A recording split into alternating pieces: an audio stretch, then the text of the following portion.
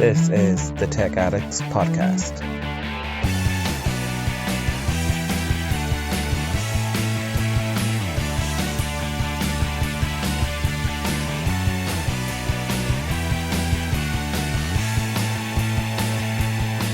This week, has the OnePlus 10R been spotted? There's a USB Type-C cable tester. Vivo have an attractive package. I'm loving my A500 Mini. Casio are doing a super new watch. And the Pixel 6a. What's to know?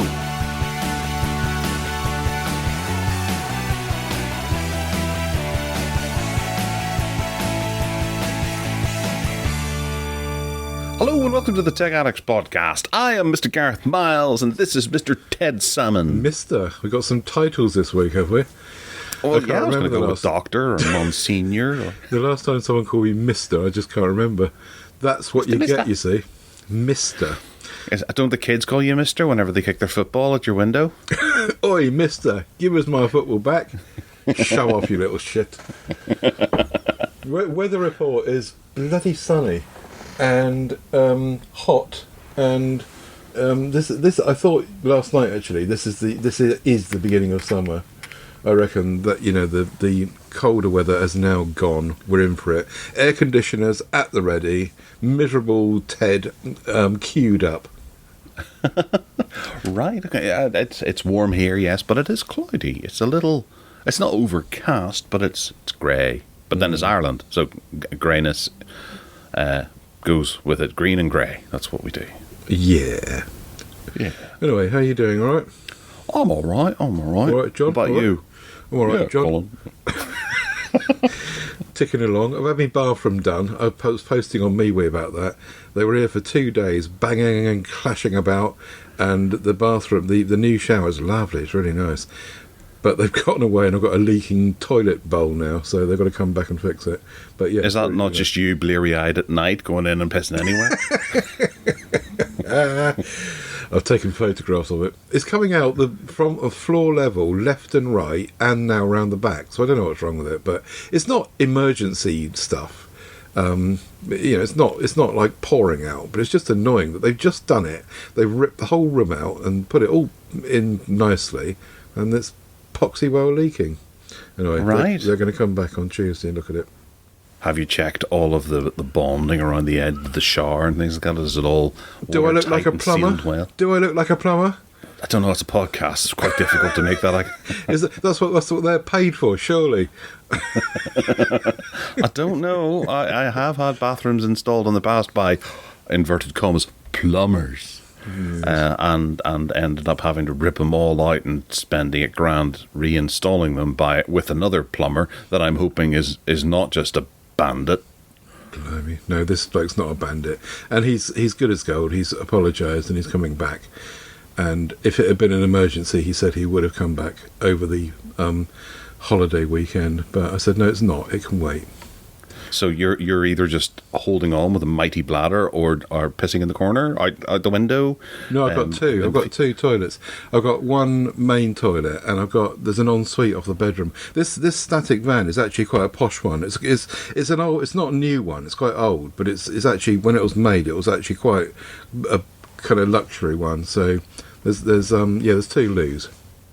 Right, okay, excellent. You can measure a man's metal by the number of toilets he has in his house. Yeah, I'll go and get another one. Yeah, keep it in the garden. All right, moving into feedback and contributions. We've had a number of bits and pieces. Actually, Phil Wray seems to have written in the most this week, this show. And he says, in regards to our regarding records after death from the last show, I use my OneDrive as a mirrored backup of all my files on the PC, so my data is locally available. The low cost of storage these days means that putting an extra drive on your PC and mirroring your cloud storage is as simple as a cheap solution, or is a simple and cheap solution to the problem. Absolutely right, Phil. It's very easy to pick up bits of storage and keep all of your information on that. It's just, it does take that kind of planning, and it's still not entirely foolproof, where you could have BootLocker. Ted, I think you use BootLocker quite a bit.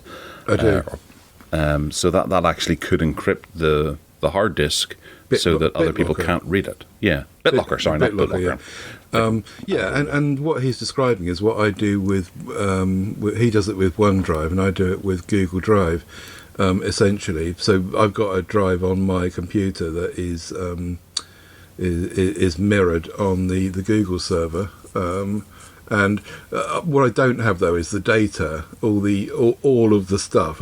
I got fed up with paying Google like 80 quid a month for just storing my media files. So I knocked it on the head, and I've got now a backup on a backup. So I've got 2 backups going on the main computer, then a connected drive, which is a 16 terabyte external Western Digital spinning drive, and then I've got the Western Digital 5 terabyte backup, which is, so that's my second backup. So I'm doing pretty much the same as Philip, I think, but and I think you do similar, don't you? Kind of. I kind of uproot it, and I start thinking, for those of you who are just joining us, it was the idea of after you die, how people get access to certain things that you might have had. If you were to keep copies of your will or important documents in PDF or e-copy, how do you let people know where to get them without actually maybe letting people know today where to get them in case of, say, for example, a divorce or something, and you don't want your wife to be able to have access to all of your stuff, so you can't give her your passwords now because you can't just trust her fully yet. It's only in your deathbed that you can trust her. But, what do you do in order to keep your data in such a place that it can be available to your loved ones after you pass on? Yeah. Or, it's difficult having... I've been through it myself where I still have a key. I don't know what the key is for that I found in my dad's cufflink box. And it's a solid key. I'm hoping that it opens a lockup that is just full of cash. That'd be great. But I don't know what that key is for. Actually, now I think about it more, there's 2 keys in it, but I don't know what they're both for. Right. It's those sorts of things. How do you leave your legacy to other people? And I move from this to that, to this to that. And I've got most of it sort of stuck in Google Drive. But then for someone to be able to access it, because you've got all kinds of 2-factor authentications and things, it's not that easy for your family members to get into it.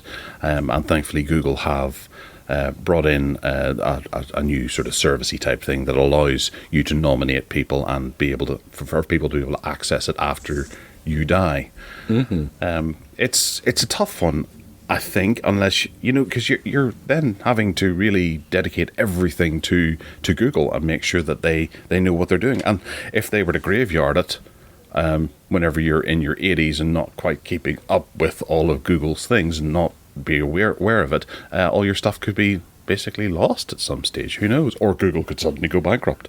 I thought of a solution to this after we recorded last week, and that is to have your password, your Google password, tattooed to the roof of your mouth. And then when you snuff it, they can just open your gob and see your password. But then anyone could open your gob and see it. The nurse, the coroner could go and get it and get in there and get all those lingerie pictures that you were talking about last week.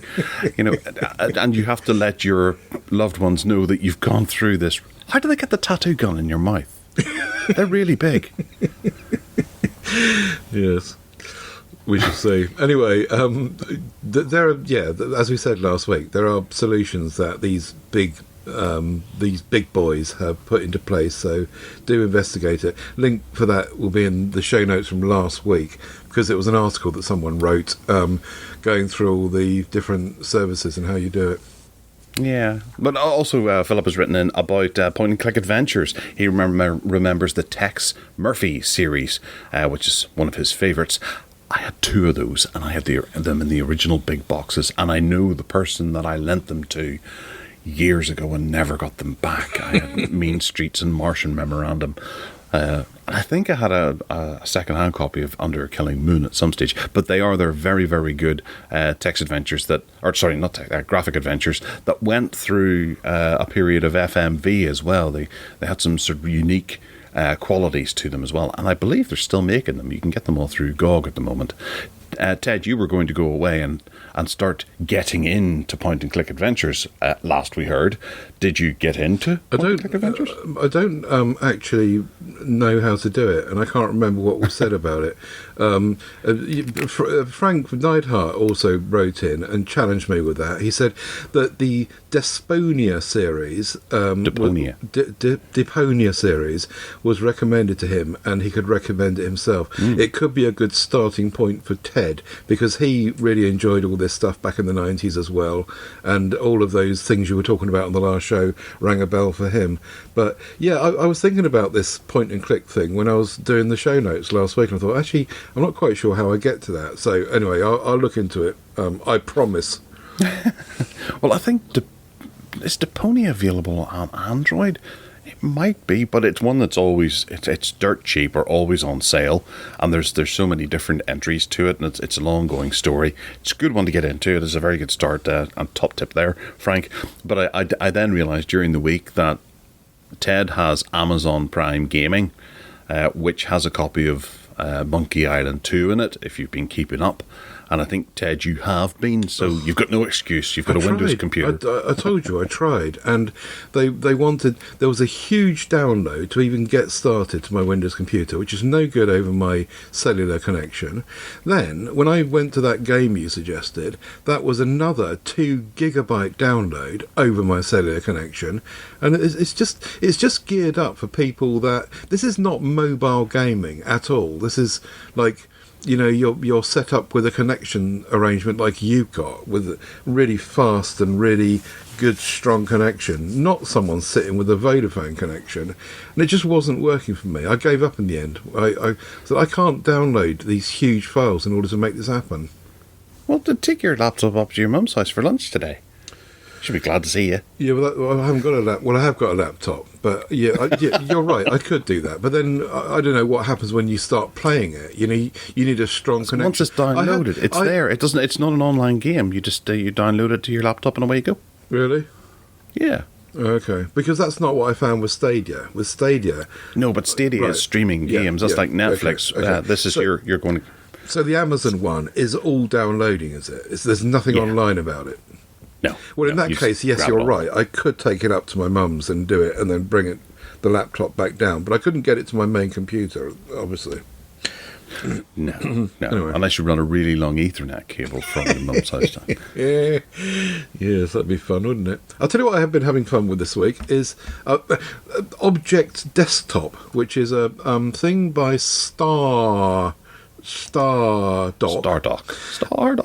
And this all started with trying to make my Windows 10 computer into a Windows 11 computer. I thought, how can I do this? Anyway, this company called Stardock do a couple of tools and programs, a few tools and programs to make that kind of happen. The first one is called Start 11. I think I might have mentioned that one before, and that kind of gives you a taskbar and a start bar, which is very configurable to make, and you can, if you want to, make it look like Windows 11, which I've done. You can also make it look like Windows 7 or Windows XP or anything else. The depth of that Start 11 thing is actually quite good. But the other one was called Fences 4, and that's actually quite I didn't mean to get that, but it's actually quite likeable.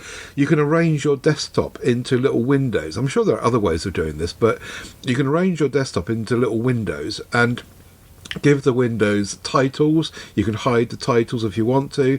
They pop up. You can set them to pop up if you want them, and you can just arrange your desktop with these little. It's a bit like having an Android phone with folders on it and arranging your stuff around it. But there are nice little touches. Like, for example, if you double click the desktop, they all disappear. So you can then focus on what you're doing. Like I just did that then, and I've got the Skype window and the recording software and blah blah blah just on my desktop. I can't see any of those fences. Double click the desktop again, and back come the fences, all the stuff in. It's just an organisation tool, which is good fun, and I quite like it. They're charging between 5 and 10 quid a year to use these tools, and they give you ongoing support, obviously, and they're quite good. I quite like them. There's another bunch of tools in there as well that could be explored at some point, or you can buy into this thing called object desktop, and you get all of their stuff then. I think it's about £35 a year, and you get all of their tools all in one package. Anyway, if anyone's wanting to play about with that like I did, it's an interesting option. That looks like a novel little thing. One question. Whenever you have your desktop full of applications, how do you bring them up? Do you just double-click anywhere, say, for example, in Chrome, and they'll pop up?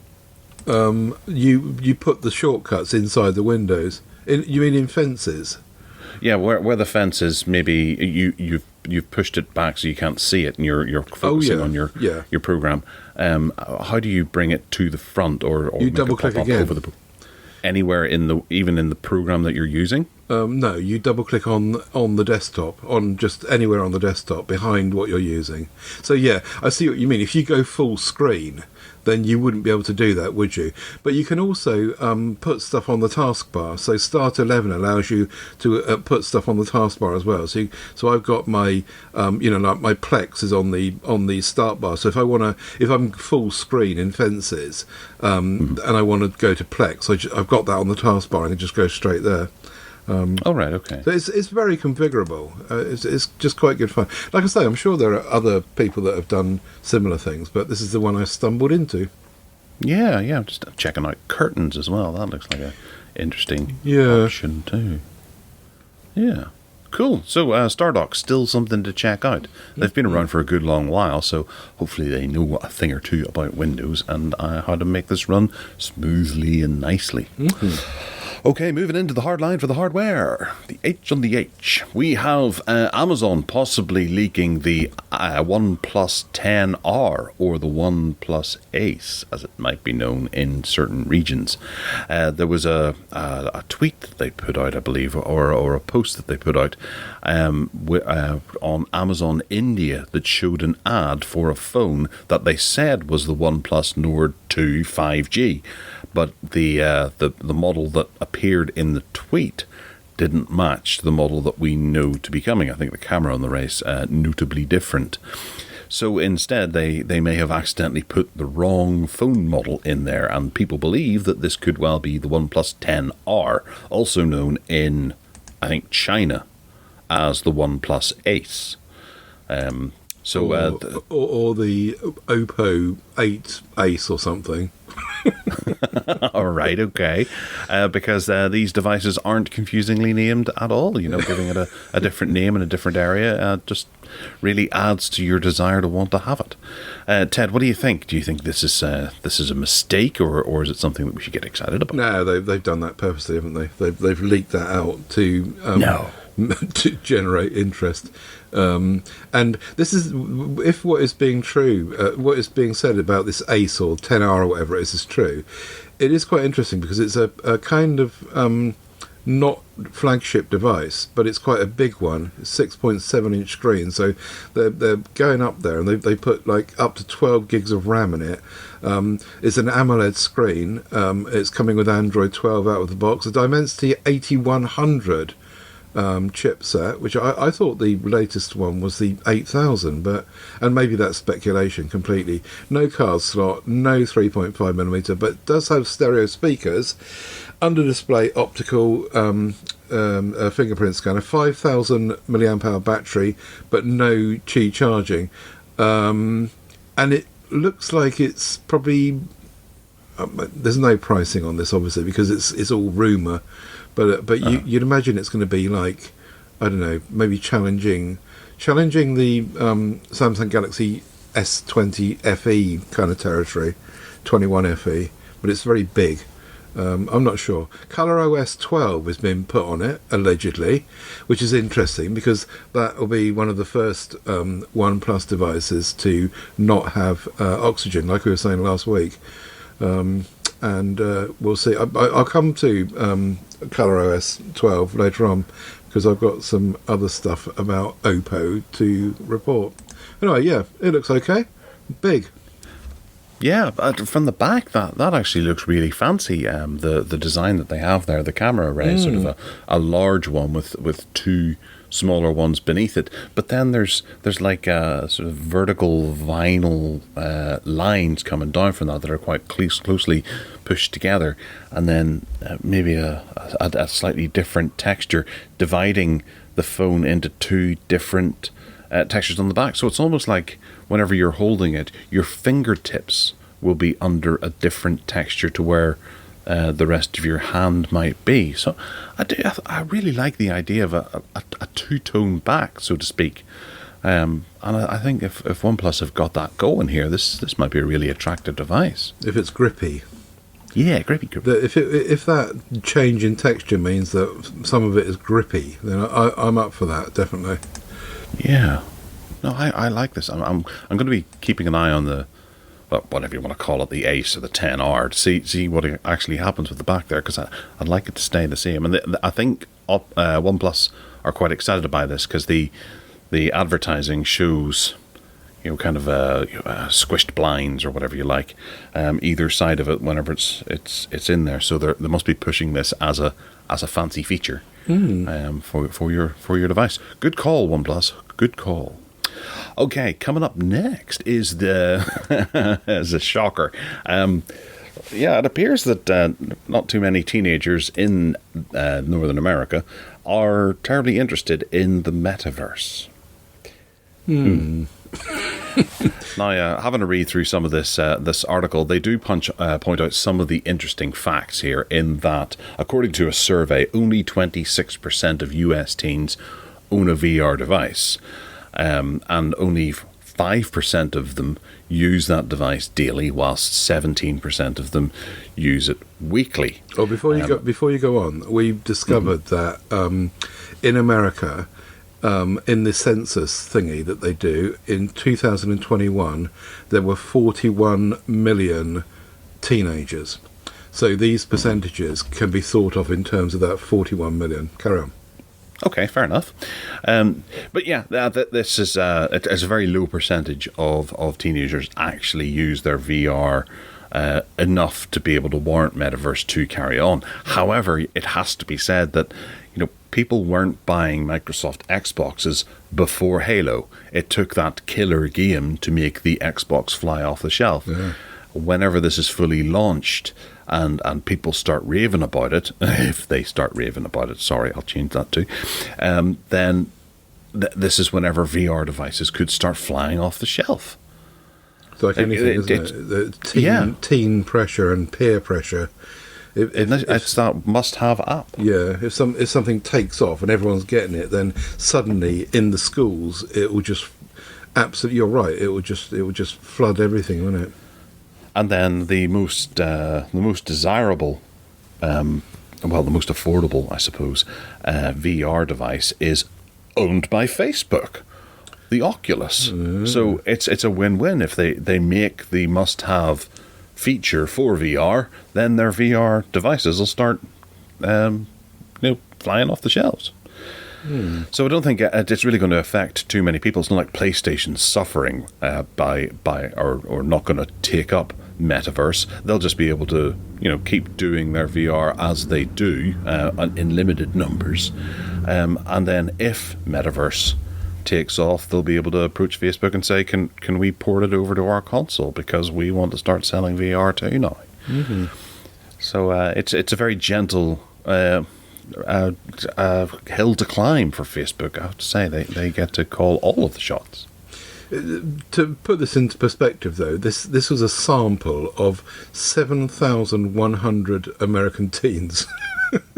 Out of the 43 million that you're talking 41 million. So it's hardly a kind of very reliable sample, probably. But okay, you've got to think that some of these Piper Sandler is the company that have done this research. I suppose you've got to kind of think that they have some idea of what they're doing. Yeah. But then, Ted, you would be a guy who's involved in tech and interested in tech.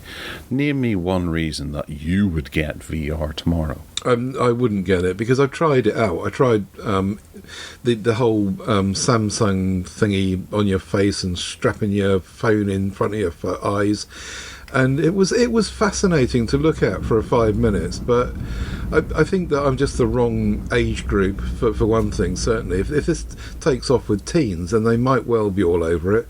But I just got fed up with it really quickly, and you might say that since those days when I tried it, which was like probably 15 years ago, things are much better. No, not 15 years ago, probably more like 10 years ago. Things have got better, games have got better, the whole experience is better. Fair enough. And maybe I should try it again and see if I would like it. I didn't like having this thing strapped on my face, I have to say.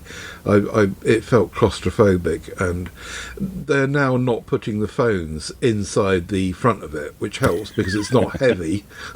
Yeah. Well, I think Oculus and Vive never did that sort of thing. That was just the cheaper options, like the Daydream, and I think Samsung had one. Actually, I still have the Samsung one down there. Yeah, I'm just not interested. I can't see that. Would you want to be doing this? I don't know. There's one game that I would like to play, and I can't believe that, whenever I saw this game was coming to market, which was Half-Life Alyx, I think it's called. I can't remember what it's called, but the new Half-Life that they put out, that was it. I was like, oh right, okay, we're getting aboard this. Half-Life and Valve are going to lead the way. Then that was pretty much it. I know there's a couple of other slightly desirable ones, but there's not enough for you to want to go out and shove down 500 quid on buying the hardware and making sure that your rig is strong enough to be able to play something like this for really one game. And then you'd end up having to pick up a couple of other games that are maybe middling or not that exciting to warrant you having made a decent purchase. Yeah, it sounds like me and my Nintendo. Buying a Nintendo just for Angry Birds and never playing anything else on it. And then the company went and released it on Android anyway for 79p. Yeah. Yeah, that was just a big FU to Ted. All right. It works really well. Incidentally, that works very well. The next one is something that you posted this in the show notes, and I've done my best to pre-order it. I want one of these there. They look great. Casio's solar-powered G-Shock is an octagonal 90s throwback with bonus Bluetooth smarts. Now, I have a G-Shock, and the battery ran out a couple of years ago, and it's sitting in a drawer for me to go and get the battery changed. But this is now on the radar. It costs £130, which is nothing. It's got a resin watch strap. It's got solar panels built into it, so it charges off of daylight. And what was it they said? In 8 minutes, you could have a full day's use or something. A whole day's worth of power in just 8 minutes. No need for a battery. Mm-hmm. So as long as you have this somewhere near a window for 8 minutes during a day, then it's going to be charged with a few Bluetooth things. Like it'll allow you to automatically provide time updates, so it'll change when daylight saving comes in, and you can find your misplaced phone with the press of a button. Wonderful. Plus, it's G-Shock, so you can drive cars over it and it won't get destroyed. Wonderful. Comes in a variety of different colours. Wonderful. It's got a carbon core guard build, and it's water resistant up to 200 meters. It can go down to -10 in temperature, but then you have to add in. I remember whenever I first got my G-Shock, it had something like that. But the guy who sold it to me, he said, yes, but it's attached to your wrist, which will always keep it a few degrees higher. So if you're in -10 and you have this on your wrist and under a cuff of a coat or something like that, you could maybe wear it to maybe -15 or so, because it'll still be a couple of degrees higher than it is outside. Like, right, okay, so yeah, this works. So I'm dead excited about this, Ted. I want one. You can also illuminate the display with a touch of a button. I wonder if that's going to be a classic light where it bleeds in from the side and gives you just about the right amount of light to be able to read it. If it's pure, totally dark, or if it's going to be a full-on ring display or something like that. Yeah, I don't know. What's nice about it, though, is that it's something... okay, there's a couple of Bluetooth bits on it, but they're incidental, really, aren't they? The interesting thing is that the way it's made, that if you look at the close-up photographs of it we've got via the link in the show notes, you can see that, for example, where the numbers are, well, they're not really numbers, they're just bits of plastic, and they kind of sit proud out, and they look as though they're made with thought, and it's not just a flat surface, and the whole thing just looks like it's great. But the usual thing with me, that's coming, is that I can't stand wearing watches anymore. But if I was to, then that would be great. It's also thinner. It's not going to be like the G-Shock you've got, I don't think, which is going to be lumpy and heavy. They've made this really thin because of that stuff you just spoken about, carbon fibre. It's thinner and lighter, and I can imagine you put this on the end of your finger and you think, good grief, there's nothing there. That would be my guess. But yeah, the solar charging is great, isn't it? It is. I'm pretty sure that my G-Shock that I had before had solar charging, because I remember there was a solar dial up in the left-hand corner. I'd have to dig it out again, but I did have to change the battery at one stage because it died. And maybe this is the second time I've had to change the battery. I think my wife got it changed, but it's all worn away. Whilst the screen has absolutely no scratches to it at all, it has been through the wars over the years, and I've worn it into combat zones and all sorts of things like Laser Quest, and it's it was a cracking watch, and it still would work. This says no need for a battery, though. No. So this one hasn't got a battery? Yeah, right. And it's fully solar powered. Okay. Whereas I think the other one had a backup battery, because the solar power was just not really terribly useful. I wonder where the solar thing is. I think it's built into the face of the watch itself. It doesn't look like a solar panel, does it? No, but solar panels don't have to do that anymore. No. I was watching your man, Brian, what's-his-face from CNET, and he was talking about this roof shingle that now has solar panels built into it. And you wouldn't really be able to detect the solar panel. It is there, you can see it, sort of, but the majority of the solar panel is actually quite hidden to the naked eye. Right. Very good. So solar panels are turning up everywhere, and it's only a matter of time before we have paint solar panels that we can put on roads and then power the entire world. Yeah. Well, I'll tell you what, you get one, and then I'll see how nice it is, and then I'll decide. But it depends how thin it is. It's not very clear about how thin it is, really.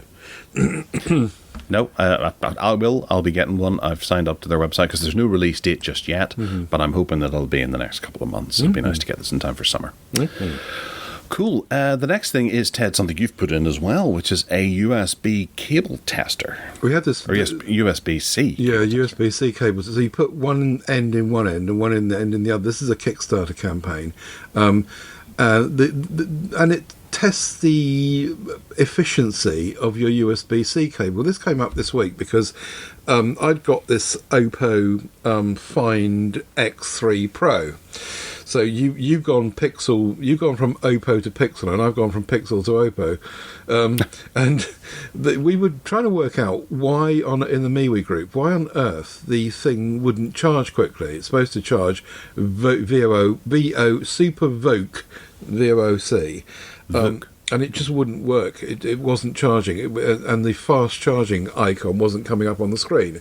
So we concluded, because this phone had come from a kind of half dubious background, no one seemed to know quite where it came from. The power brick that came with it said Oppo on it, and it said 65 watts, which it's supposed to. But it didn't have the VOOC on the side, which is what you would expect to see if you were buying a new one now.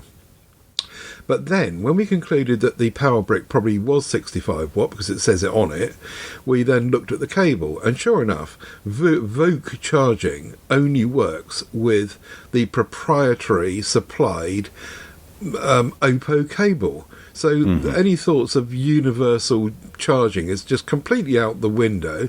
In order to use this thing properly and as designed, you've got to take their cable with you. furthermore, Oppo won't sell you just the cable. They'll only sell you the power brick and the cable in a package for 42 quid.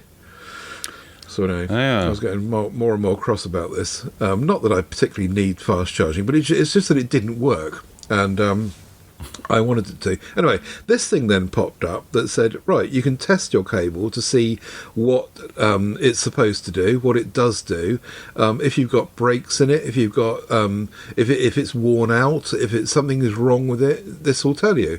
And you put a button battery on this thing that looks a bit like a motherboard or something. It's very bare bones.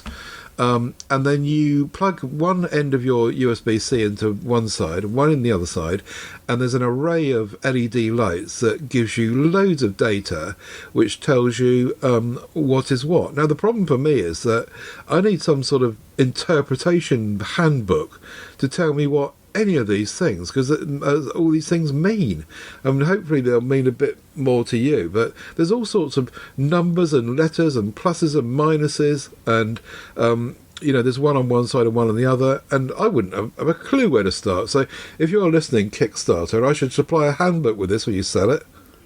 I imagine they probably will, because they're not exactly clear. RX1, well, plus and minus, is not quite obvious. I'm sure it is to someone out there who will go, no, that means this. Yeah. And then TX1 plus and TX1 minus.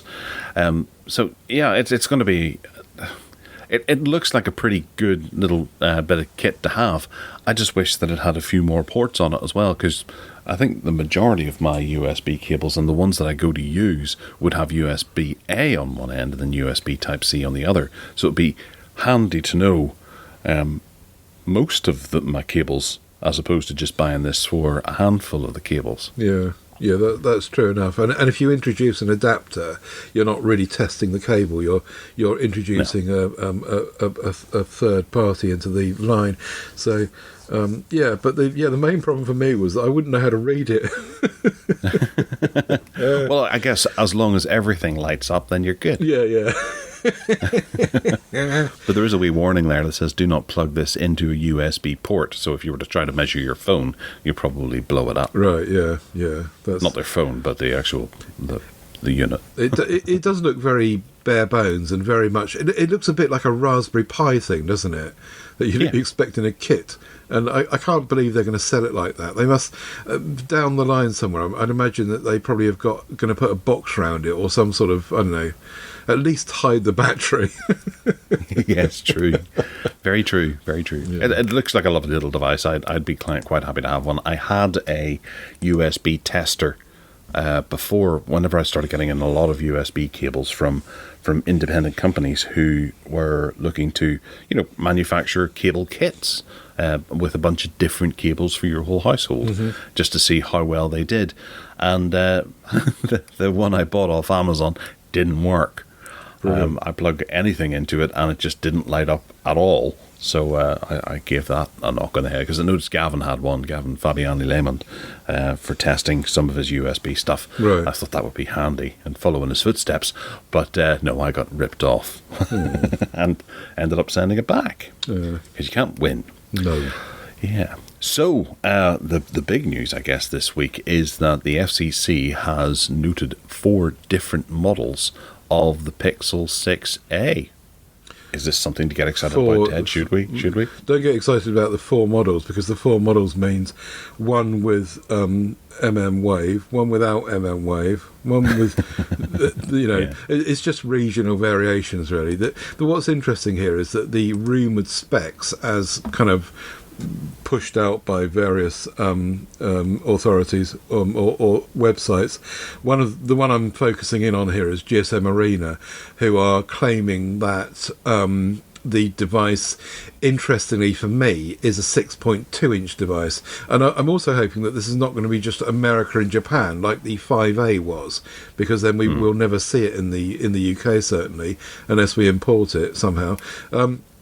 AMOLED screen, usual Pixel stuff really, tensor chipset, no card slot, no 3.5 millimeter. Differently is a single. Oh, mind you, did the 5A have a mono single speaker? I can't remember now. But it's got a mono speaker anyway, allegedly.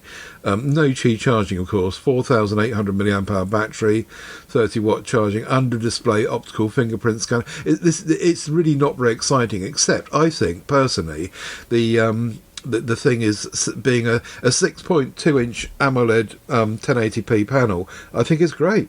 Bring in smaller devices like Samsung have done this year as well. And, the 6 and the 6 Pro, as you well know, are just huge. And I don't want a huge phone, really. And 6.2-inch is super great. And if the 6A came along, I would be hounding Google PR with Steve to try and get one in, I think. Yeah. So I guess there's the Pixel Pro has 12 gigabytes of RAM, the Pixel 6 has 8 gigabytes of RAM, and this has a nice rounded 6. But then that 60 hertz screen maybe, well, it'll obviously be the one thing that the reviewers go, oh, if only it was 90. I don't see the point in doing a 60, blah, blah, blah, blah, blah. Even a 90 is a bit shocking in this day and age. It should all be 120. So they'll have plenty of things to pick at and say that it should be better for the price. But if this becomes if it's tidily priced, then I think this could be a real winner. What was the price of the Pixel 5A? Let's have a look at that one, because that might give us a guide. $433 is the current price. I'm not sure what it was on release though. 450. You see, if the 6A was 450 quid, for example, you'd say, well, okay, fair enough. It can be 60 hertz. It's not the 899 quid of the Pixel 6 Pro. So let's give it some slack. Yes, yeah, slack is given, especially on this show. Yes. Because the obviously the listeners give us slack. Sometimes flack, but mostly slack. Yes. And I'm wearing slacks. Enough. But yes. And you're a slacker. Enough.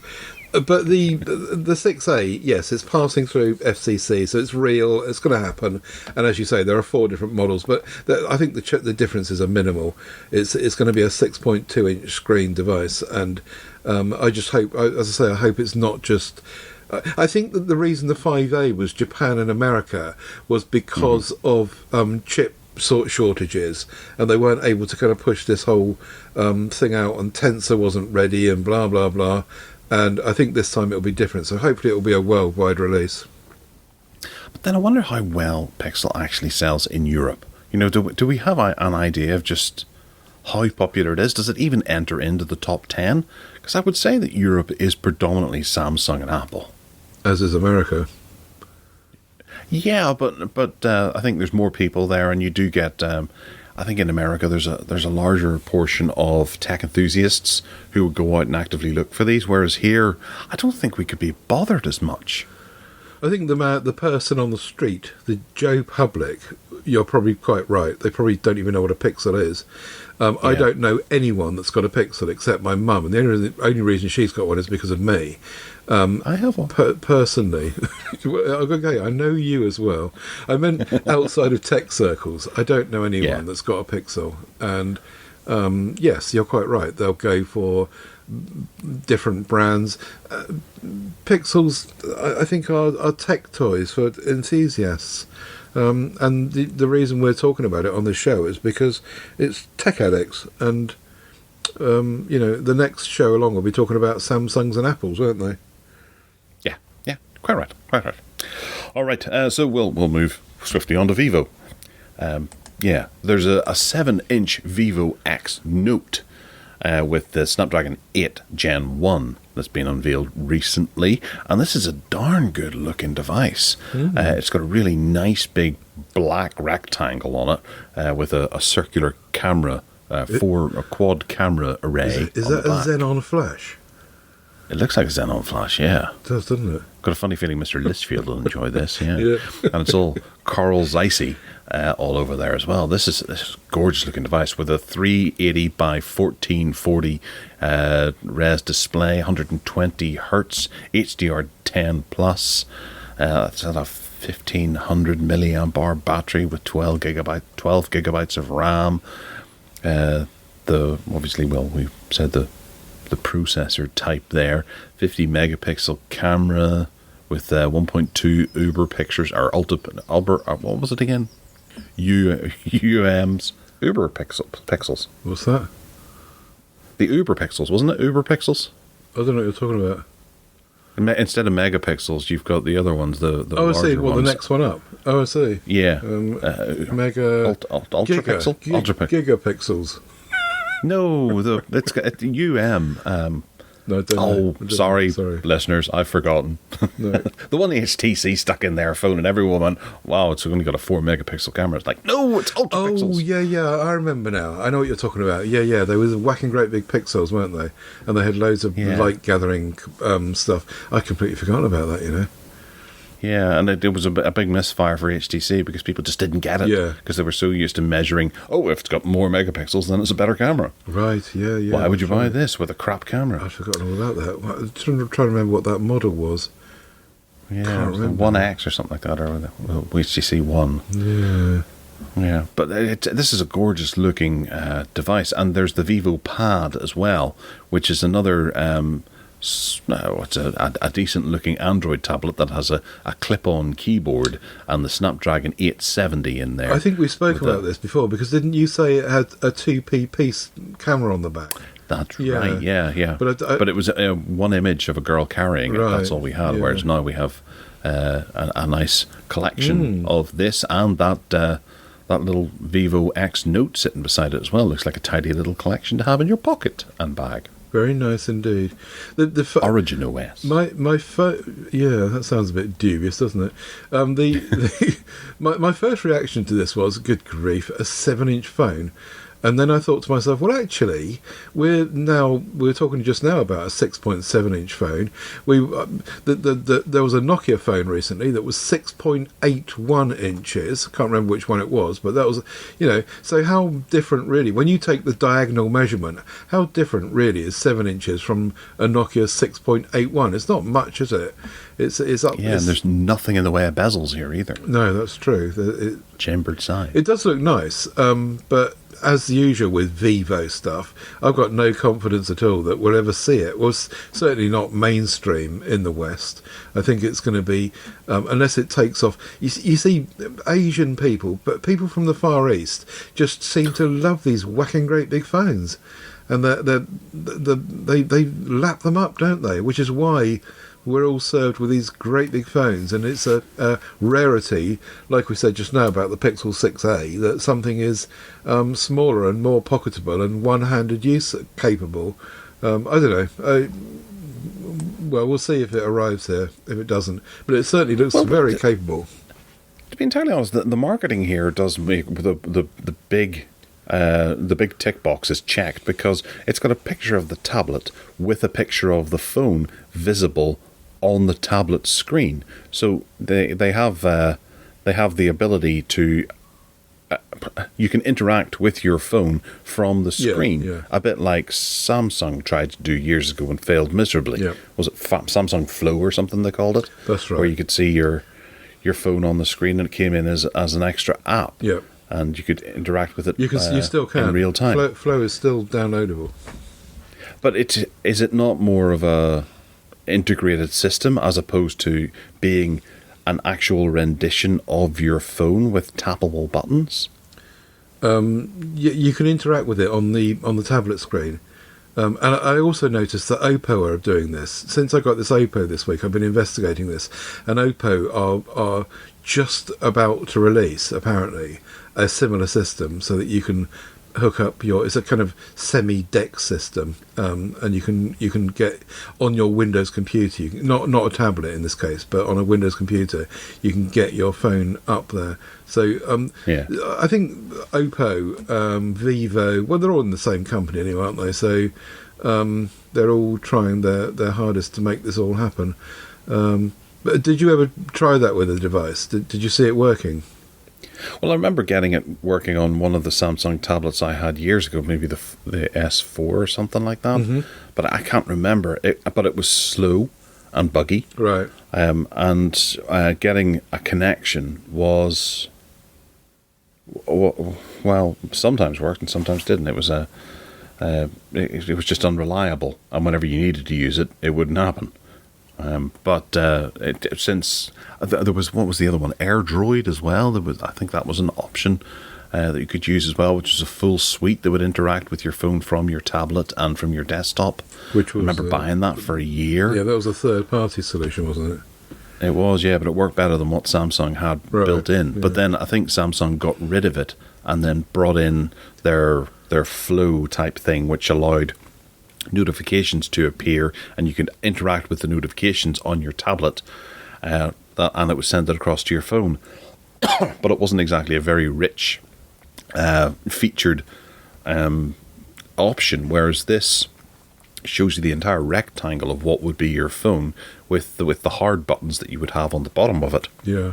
And even a bit of branding at the very top to show where the logo might have been on the handset. Yeah. And you can interact with it that way. It's a gorgeous looking solution, and that would really attract me to buy into their ecosystem if they could do that. And Vivo's a good name that I would happily trust. I wish they would come to Europe and the UK. Yeah, the thing is though that if Google what Google are doing with the hub, the phone hub, takes off like it works in Chromebooks, for example, if they can then put that across to all the other devices and then bake it into Android, then there will be a core Android solution for this anyway.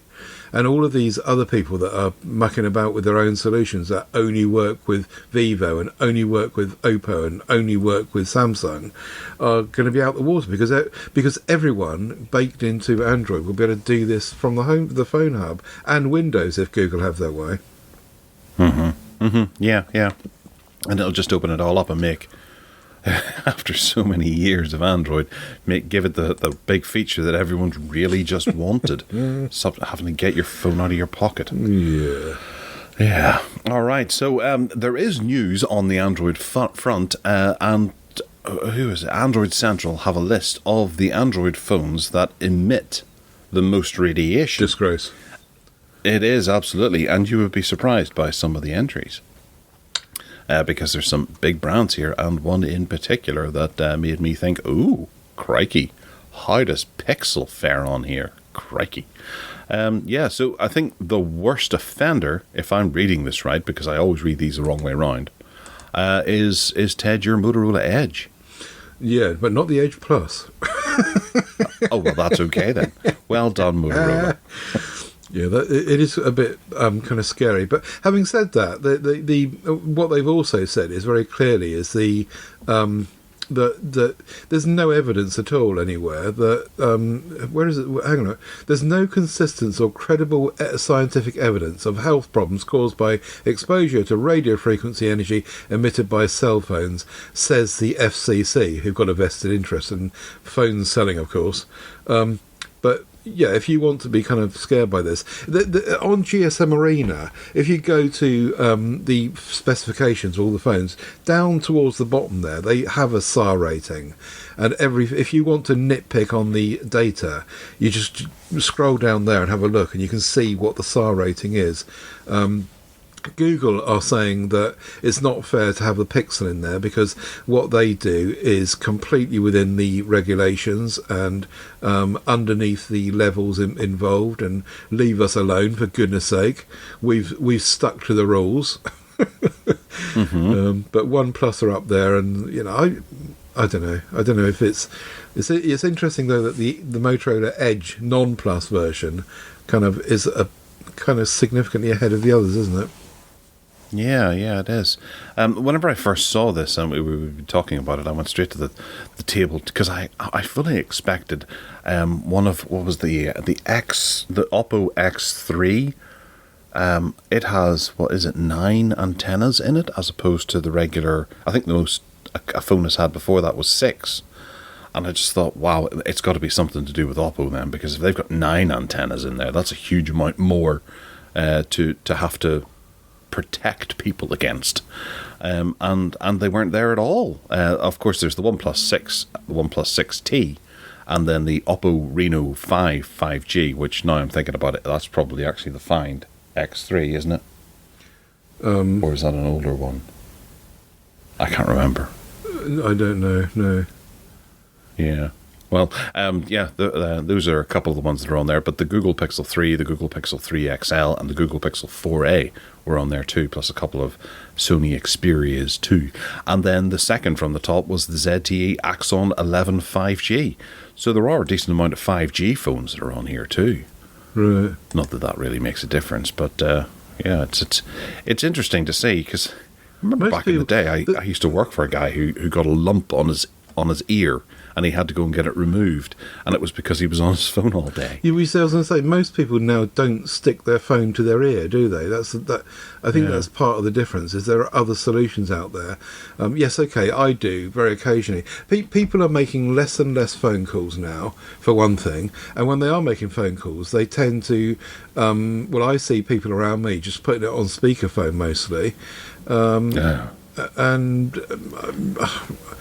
using earpieces, and mind you, the earpiece might be giving you radiation poisoning as well, I suppose. True, You probably can't win with any of this, can you? Yeah, no, I think the best thing is just stop using the phones for phone calls. What do you think this is? Yeah. If you buy yourself an iPhone, you should be using it for giving all your information over to the companies. Not actually taking a phone call. Don't be silly. Yeah, go back to Bakelite phones in the hallway. Bakelite. All right. So it seems that there's a bit of a switch going on here, and we see this happening from time to time. But obviously, the pandemic has made a bit of a noticeable move when it comes to Chromebooks and Chromebook sales, because there's been a bit of a slide on the PC market because people are picking up Chromebooks. And I think this is, my main theory is that people have their main computer and then they're maybe picking up a Chromebook as a second computer, as opposed to having 2 Windows computers or whatever, or two main computers, or a laptop and a main computer. Hang on a minute, I think you're reading this wrong. I think that what this article is saying is that there's a slump in sales of laptops, of PCs. Yes. But because Chromebooks have reduced in their sales, the figures are not representative, because it's the wrong time of year. 40 million Chromebooks have been sold in previous periods of time when sampling was done for teachers and students, and this time of year that's all done. They're not selling those to the education department anymore, so that the 3.3% of PC market would have risen year on year if you take Chromebooks out of the equation. It's the Chromebooks not selling that's bringing the percentages down. Do you see what I mean? I think that's what it's... I do, yeah. But I was taking it in the direction that where someone actually buys a Chromebook, they may not upgrade it anywhere near as quickly as they would do a Windows laptop, because a Chromebook is a more sensible portable computer to have as their second computer. They might have a desktop PC or something sitting in the house, but they take the Chromebook with them wherever they go, in place of... I'm thinking entirely from my point of view here, because I had an Android tablet, and I'm starting to notice that I'm leaving it behind as well, and using the Chromebook more and more. But the Chromebook, I don't feel the need to be looking at other models at the moment, because the Chromebook's got 7 years worth of life to it. And my wife is still using her Chromebook, whereas she's had about 2 or 3 Windows laptops inside the time that she's had this Chromebook. I think she's had the Chromebook for about 8 years now. It's out of its cycle. It's not getting any more updates. So we're thinking about updating it. Whereas before that, she had 2 Windows PCs, 2 Windows laptops inside that time. So in a 7-year period, she's had 2 different laptops. or no, 2 different Windows laptops, whereas then the 7 years after that, she's had 1 Chromebook for that entire time. So she's only bought 1 laptop inside the time that she would have bought 2 prior. Yeah, I understand what you're saying, yeah. So I'm thinking if you were to roll that out to a worldwide platform, yes, you're quite right about the student side of things, because there was a massive amount being put in there as well, and Microsoft were trying to get some of that action by producing their own options. But now that they've all rolled out and they've got these 7 years worth, we're going to see a noticeable decline. But other people are probably going to be picking up Chromebooks because they know they're going to get a longer lifetime out of it. So the Chromebook is still going to occupy a larger wedge of the PC market, because people aren't buying Windows computers as often as they used to. Yeah, I understand what you're saying. It'll be interesting to know what the percentage of sales of Chromebooks is outside of the education sector, because apparently in America, all the schools are just buying Chromebooks or iPads. But the point is that there's a humongous amount of Chromebooks being sold for the education department. It'll be interesting to see what that is, and what that in relation to personal people like us buying one. And the fact being that at the beginning of a term, presumably if you were running a school, then you would want to get your Chromebooks in for September or August or whenever your new term starts for the new year. If you needed to stock up on Chromebooks, that's when you do it, not in January, February, March, because that's halfway through the year. I think there's a difference there. I'd like to see the statistics, though, about education department versus not education. Well, yeah. Even down to whenever people talk to you in the street about should they buy a Windows PC or a Windows laptop, or should they buy this new cheaper Chromebook? It's half the price. And you tell them the benefits of the Chromebook. And if they go away, I think I've been shocked at the number of people who say that I have a Chromebook. And it does happen more and more regularly in conversation, or you see someone coming into work and they pull a laptop out of their bag and it has the Chrome emblem in it. It's like, oh, you have a Chromebook. Oh, yeah, I love it. They swear by it. And then other people hear that. It's so easy to use compared to a Windows laptop, which can be hit or miss. You know, you end up, if you spend £300 or £400 on one, you get one that's slow and you regret it. Yeah. Whereas a Chromebook is just lightning fast. It has the benefits, and I think that comes across, and that's why, you know, going back to the previous conversation about the Pixel. You know, not many people know of Pixels, and they probably wouldn't pick it when they walk into Carphone Warehouse. But when they walk into Curry's and see, hang on a second, there's this option here. Tell me about this. And maybe the salesman can quite easily say, it's really easy to use, and if you're just using it for surfing the internet, then it's the one for you. But if you want all of Office and all that kind of stuff, then you're going to have to buy this. But you're going to have to get this more expensive one to get it to run nicely. And people will go, well, then I'll go with a Chromebook. Yeah. It makes sense. It's a logical step for people. So, yeah. Unfortunately, I'm kind of out of the loop to some degree. I mean, you're still going to work, and you see lots of people, and I don't see that many people. When I was working, 5 years ago now, nearly. I would see all this stuff going on, and I did see people buying Chromebooks, but not in any numbers. It would be the odd person. But maybe 5 years later, in your workplace, you do see more of that, and people are beginning to buy them more than they were 5 years ago when I last saw it. Yeah, and with Steam coming, obviously that's going to make a big impact. Yeah. No, it's not really, but... So, Google are looking at other little bits of hardware as well. They've got this initiative, this experiment called Google's Little Signal, or Signals. And I quite like the idea of this. It's quite a novel little way of I thought this was an April Fool. I really did. Carry well, it is April, but it's into it a good bit. They've been examining the idea of when you get a notification, because it can be annoying whenever you're sitting in the house and you hear a notification going off or an alarm going off in the kitchen, and you have to walk into the kitchen and go, what's the alarm? And maybe it isn't for you, it's for someone else. Or I have a reminder for your wife or your child or something. And you're like, well, they're not here. I hope you sent that to their phone because they're not here. But, you hear the alarms, you hear the annoyances, the distractions.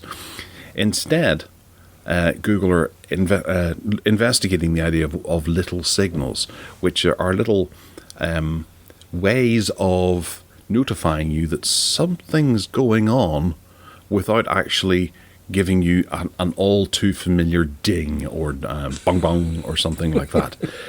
Whether it be a knock on a wall. And there's one that illustrates this perfectly.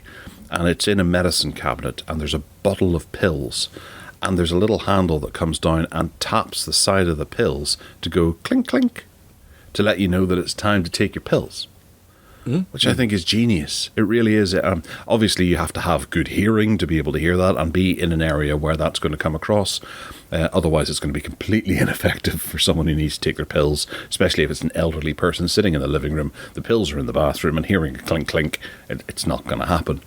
But they're investigating all of these individual little ideas, like a puff of air in the close surroundings that can move a plant to distract you and make you go, oh yes, that's right, I need to water my plants. A button that can pop and communicate a sound. A small movement of pegs and things like that to either make a noise or move something ever so slightly. A rhythm of randomly generated ambient sounds so that you hear that as well. Anyone who uses their phone as an alarm clock will know if you leave your vibration on, it's probably the noise of the vibration going off that probably wakes you, or at least it does me, before the sound of the alarm coming in. So you'll probably hear a buzz buzz before the sound of the alarm, and that'll be you awake, and then you'll hear the alarm, and then you'll curse. Or a shadow is another perfect example of how a shadow can move whenever it's time for you to do something, whether, open curtains or something, or who knows, or close curtains.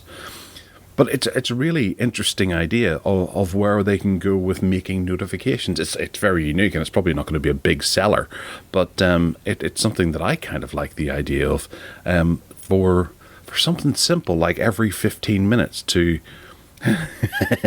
tap a button on a keyboard to keep you logged into a computer when you're working from home, because you're not doing anything, you're off watching TV, but you can have your computer locked. Something like that. You remember that thing on The Simpsons when Homer had this woodpecker pecking his keyboard to make it look like he was doing something. Yes. The water one that goes back and forth. Oh, that's an idea. It is interesting, and you summarised it beautifully, incidentally. But if you had something, for example, you're sat at your desk working away, and there's a little thing in front of you, and when something important comes in, it just starts turning around.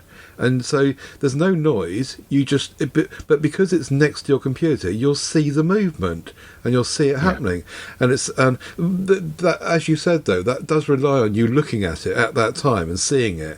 But if it doesn't, you wouldn't want it to start to turn round once, and if you weren't happening to look at it, that's it, you've missed it. You'd want it to turn round and keep turning around until you acknowledge it in some way or whatever, I suppose, because you can't be guaranteed to be looking at it all the time. The same thing goes with this puff of air on your flowers. It relies on you actually seeing that happening unless it continues.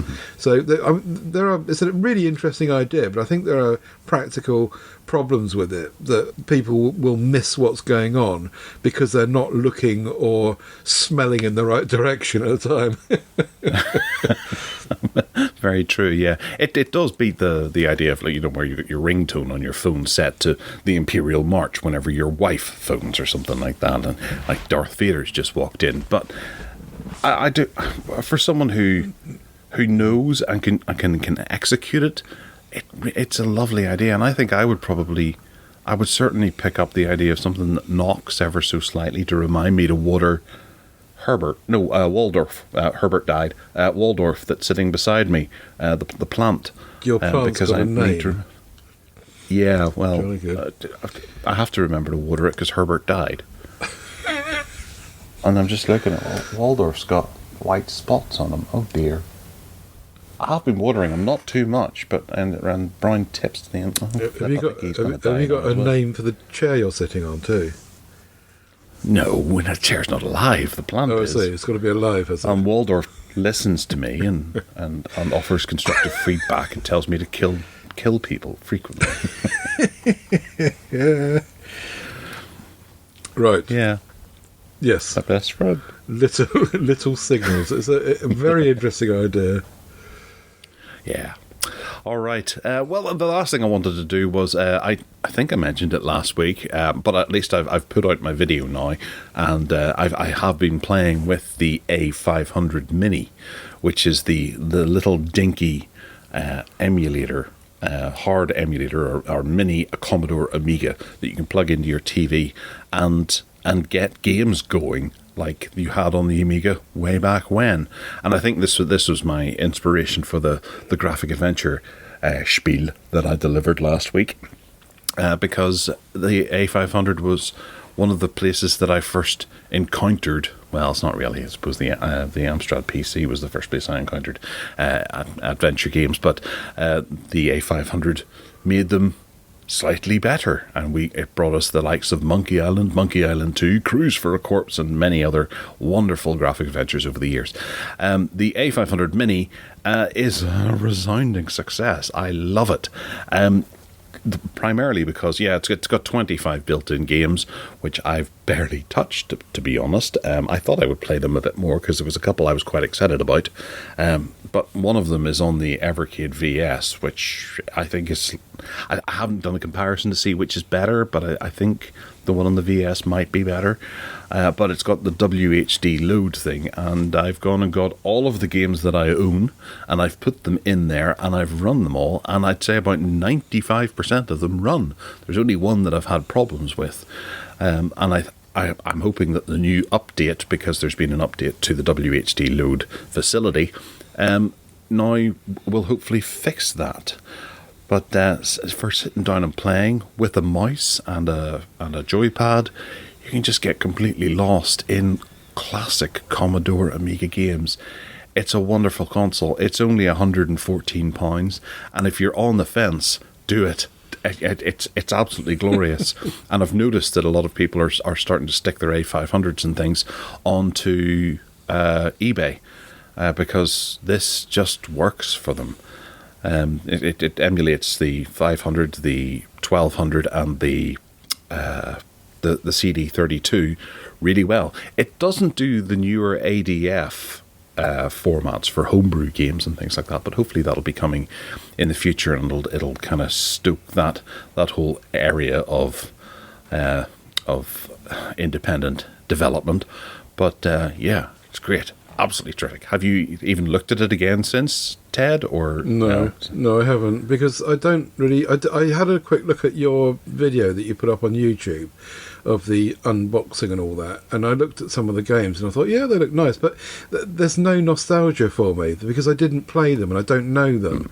And that, I think that makes the difference. If I could remember, like I can with Nintendo, if I can remember back and say, oh yeah, I remember playing that, that'd be great. You'd have the nostalgia vote, and I'd be in for it. But I just don't have that like you do. So good luck to you and all of your A500 Mini colleagues. Yeah, but in theory, if you compare it to your mini SNES that you have, in theory, you could take the entire of the Commodore Amiga games catalogue and put it onto a thumbstick flash drive and stick it in the back and have every game ever made on this bit of hardware. That's an enticing prospect, I think. And if they were to do that with Super Nintendo, then it would have been great. Yeah, right. So you're saying that's the difference between the two. The two, yeah. But you see, because of the, like I say, about the nostalgia vote, because it hasn't got the stuff that I know on it, interest is limited. It's like starting again. It's like getting this Evercade, which eventually I gave into, and I haven't really touched it very much because it doesn't have. It's starting again and saying, right, I've got to learn new games that are retro games, which actually Gareth has got into because he's got the nostalgia bit, and I haven't got that. So, would I really want to? You know what I'm saying? I think the strength of this is that you remember it from before. Well, kind of, yeah. When it comes to Evercade, not so much. There's a few that I remember from before, but more to the point, it's those older 8-bit games that I just enjoy being able to pick up and play quite so easily. You don't have to sit through any long-winded opening sequence and things like that, or have to really knuckle down and learn how to play it like you do with newer PlayStation games. There's a certain amount of dedication that you have to give to that. Right. Whereas this is they are more pick up and play as well. If you want to invest more time, there's other options as well for games to be playing. No, I'm dead chuffed with this, and I think it's a quality piece of hardware it's been left open for people to do with as they please, and that's so rare to find these days. Brilliant. Yeah. Okay, flapping traps about apps. Right, the Plex is doing away with its podcast support, which is no surprise. I forgot that it was there. I generally didn't actually touch it. I think when it first came out, I put a few podcasts into it and ignored it for the duration of it being there. Ted, did you ever use it? Only when I discovered that stupid me that I could put my music collection on it about a month ago. I put my music on it, and then I started poking around and looking for more, and I found podcasts in there. And so I went in there. I thought, "Oh, this is fun." So I went searching for whatever works, and I went searching for Tech Addicts and Gareth Miles and Ted Salmon and all that. And I couldn't find anything in their directory at all to put in there, except famous Steve Litchfield and phone show chat was in there. So I stuck that in there, and sure enough, I can then get it up on my television. But I'm not likely to do that.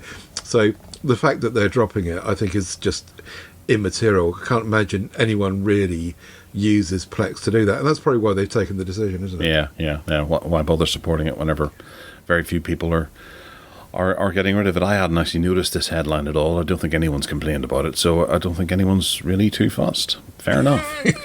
Moving on. Yeah, I did watch that little trailer that was up showing off some of the new features in Windows 11. It does make it look a very desirable set of operating system, but there's a new feature that warns users that their password is being stored in random apps. Do tell us more there, Ted.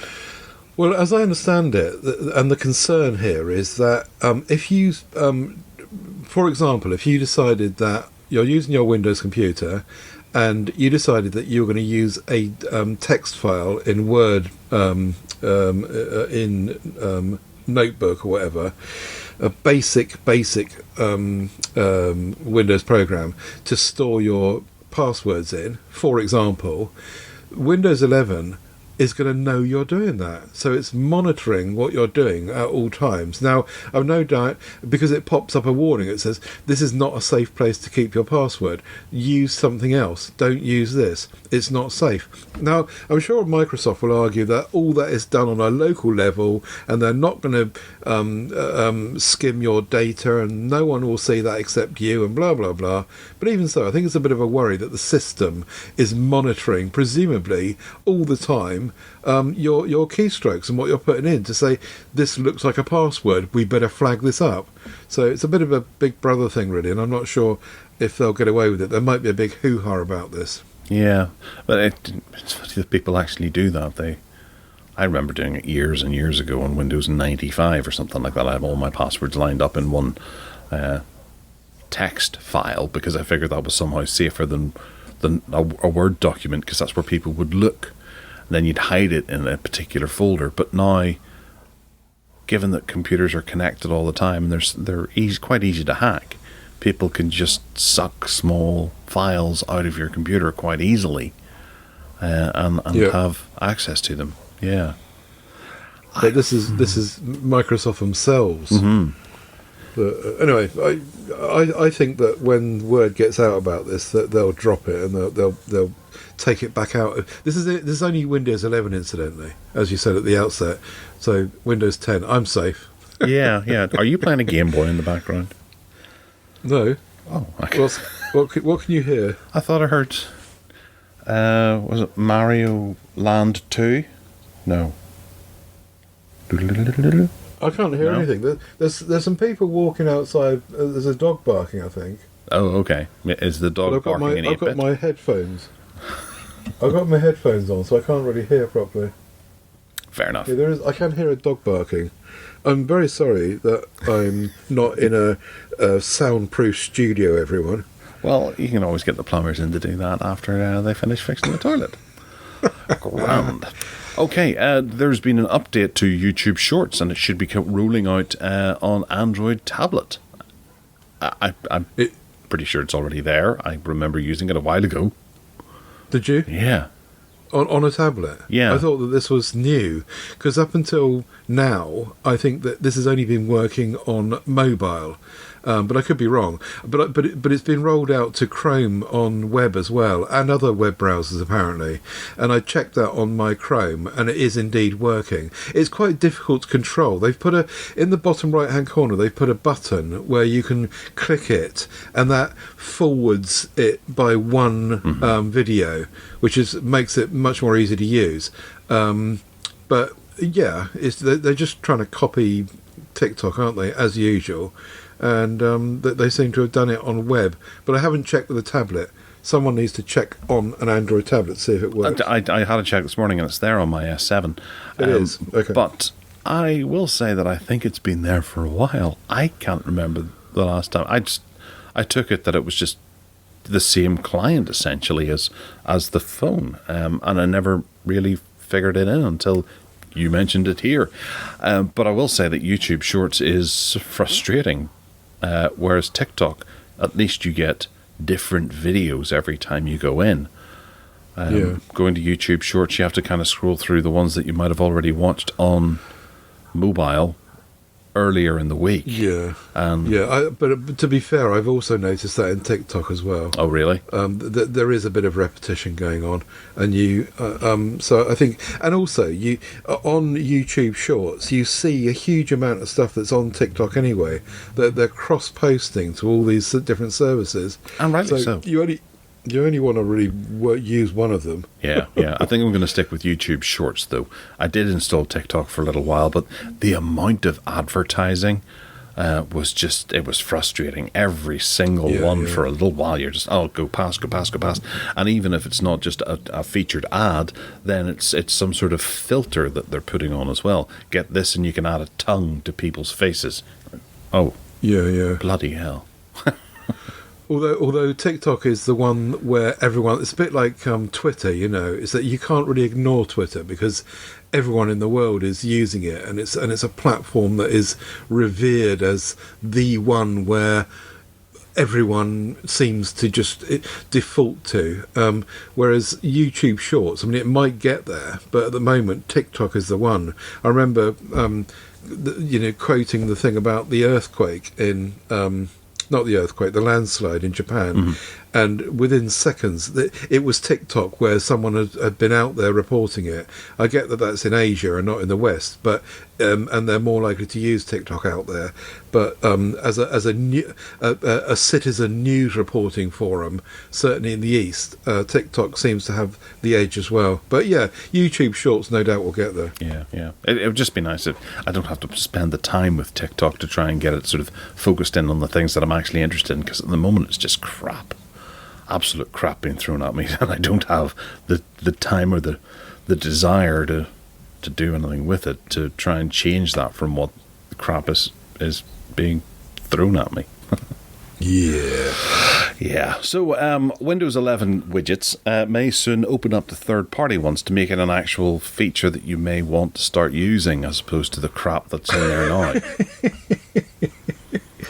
Yeah, it is. At the moment, it's just littered with Microsoft stuff and stuff that Microsoft think that you might want to see. and that makes it completely unusable. You're quite right. It's just rubbish. It's not anywhere near as good as what Google are doing, for example. And if they start introducing third-party plugins for that, for widgets, you could make your Windows desktop very, very different and much, as you just said, much more useful. So bring it on, I say. But then poor old Microsoft will lose some coin because they won't be able to send you news updates for Amanda Holden? What? Who cares? RAF and Mercury as huge cloud of smoke descends across M4. That's the Daily Express. I've never read the Daily Express in my life, although I think I have put some news articles into the show from time to time when there's something interestingly preposterous. All right. So we've mentioned Monkey Island a couple of times on the show, and that's for good reason, because good old, I've forgotten his name, Guy Ritchie? No, not Guy Ritchie. Ron Gilbert, that's the one, tweeted out on April the 1st that he was going to be making a new sequel. I think it's the 5th game in the Monkey Island series, and people got very, very excited, and it's gone from strength to strength. We are getting a new Monkey Island called Return to Monkey Island. There's artwork available to see online. There's a trailer which looks fun, and it should be coming out sometime. I'm hoping later this year, but it'll probably be next year, just to annoy us. It's made in collaboration with Devolver Digital and Lucasfilm Games, so it's in good hands. I can't be more excited about this. There's actually not much more we can tell you, other than it's coming. Ted, where would you get it? How would you get it? It'll probably come to Steam and GOG and all those sorts of things, but I imagine it's going to be multi-platform as well, though. There's no reason why they can't put this out on iOS and Android devices. So, it'll be PlayStation and all that. You know, Grim Fandango and so many other popular graphic adventures have arrived on Xboxes and things like that over the years, and PlayStations. So, let's do this too. Let's put Monkey Island and the graphic adventure back into the main people's eyes, into the I don't know, the train. What was the train? That was the train. That was the train. That was the 1244 service to Rill. Ah, terrific. I saw a video about Rill the other day. What happened to Rill, I think it was called. Oh, really? I had a look at this video of Monkey Island, the trailer thingy, and it did, I have to agree, it did look fun. It looked like it was nice graphics and well done. I've never played Monkey Island, but it was in your list from last week, so maybe when I do this thing that you told me to do earlier, which I can't remember now, I'll move that way. Well, to be honest, I haven't watched this. I've seen nothing but Monkey Island on Twitter. I'm getting a bit sick of Monkey Island. But a lot of people are revisiting the franchise so that they're caught up in time, because it's been years. I think there's one of them I still haven't even played. I heard it was a bit ropey. Was it Escape or Curse? One of the latter ones. But looking back, I think people are enjoying them again, because they're a better quality of game than what you would expect. So will that be available to download on, do you think, on the Amazon thing that I'm going off to try? Monkey Island 2 is, I think, if you logged in that week and got it. Right, okay. Or that month and got it, which I think you have to claim it, don't you? You do. Yeah. Yeah. I did claim it. Yeah. Cool. Well, go get it. And then check in next week and tell us where you're stumped. I'll try and remember to take my laptop up to HQ. All right. What's happening in Chrome OS news this week? Okay. Google Lens is getting better for desktop, and it's actually quite clever in what it's doing. You need to just go to somewhere on your web, just surfing around in Amazon or whatever you're doing, and right mouse and then choose the option that says search in Google Lens, and you can do that. But what they've added now is a big right hand panel where it's also drilling down into text and gives you all sorts of links to go off and find other stuff. It's really quite good, well done, and gives you lots of information on search from the search kings, of course, as you would expect. But yeah, the right mouse Google Lens, check it out and just try it, and particularly on text and translation of text and dictionary stuff and just all sorts of stuff. It's not just photographs now. It's all sorts of things as well. So do check that one out. And also, there's a small change to Chrome OS 102, which I've got in the beta, the developer channel here, which is separating the date from the time, which sounds like a really small change, and it is a small change, but it's actually quite makes things quite a lot more clear, because if you want to go and look at your calendar entries, you're not clicking on one button and getting up loads of information you don't want. You're just getting your calendar now, which I think is actually really useful. And so does Kevin on the link in the show notes. But the other thing that I was going to note about that was there's still work to do, because when I go through and click on that calendar and I go to a day on my calendar, not all my calendars are in there. There's only and what ones are there? They seem to be quite random. So, I've got about 8 Google calendars on the go, and I expect to see all the events in that for all of them, but I don't. I see like maybe 3 calendars, and there's no logic to which 3 they are. So they, that's Google having a go at me. Clear off. So it's a bit random really, and it still needs work, but it's in beta, and you'll only see it if you throw the flag and you've got developer channel. But yeah, those are my 2 Chrome OS items this week. Cool. So it's still ticking over, it's still looking good, and there's some nice things. Yeah, I think I'm running dev, so whenever I went in to do the calendar thing earlier, it was already enabled, so yeah, getting the most out of it. Good stuff. Good call. All right, hark back where we have the Kindle keyboard.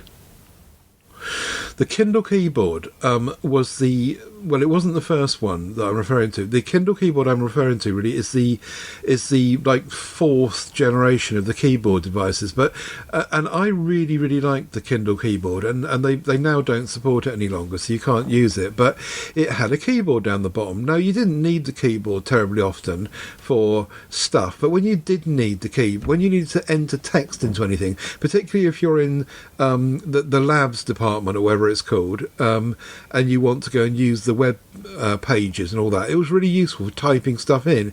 Now, of course, you've got to do everything on screen, and because it's an e-ink screen, typing on an e-ink screen is slow and laborious, although Onyx books are beginning to change that. We'll keep an eye on that one as we go forward. But going back to this, the Kindle keyboard, it came out in about 2010, according to this Wikipedia article.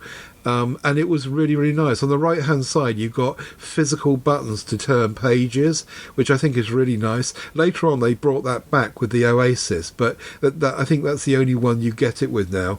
They tried out touch sensitive panels right and left of the screen on some of the generations, which kind of worked. But yeah, at the moment you've got to touch the side of the screen or swipe or whatever to turn your pages, except with the Oasis.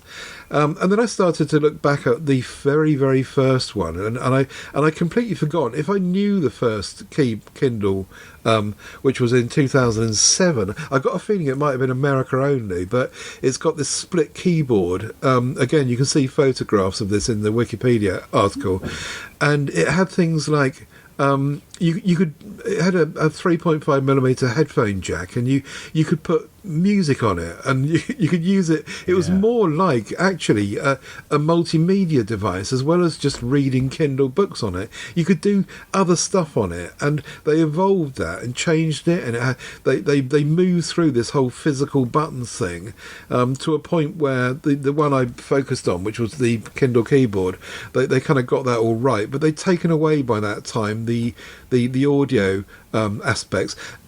Until later on, when they brought Bluetooth back in and introduced Wi-Fi as well. That was the other thing that they did at that time.